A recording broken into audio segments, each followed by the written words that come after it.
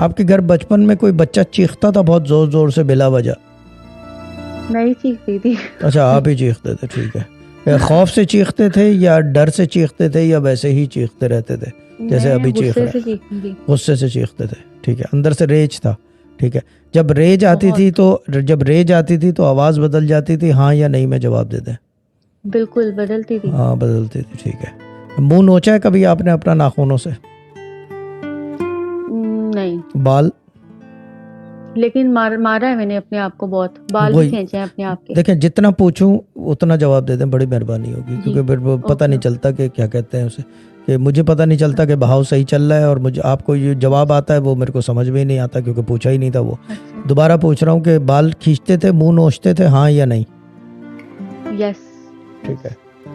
और दूसरी बात ये मुझे बताएं कि क्या कहते हैं उसको, ये कैफियत कब से शुरू हुई थी आपके? 7 साल 8 साल की उम्र से? ये हाँ जी, यही कोई होगी। ठीक है। और चौथी चीज़ ये है कि ये जो है एक्सेल कर गई आपकी 13 साल की उम्र के बाद। हम्म।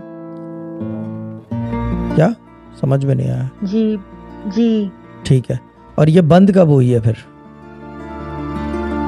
बंद नहीं हुई है, अभी भी मुझे ऐसे होता है, ठीक स्टिल है, मैं लेकिन ऐसे कर देती हूँ अब बहुत। कंट्रोल कर लेते हैं बिकॉज थोड़ा सा जी। उम्र हो गई है। हम्म, ठीक है, जी। ठीक है।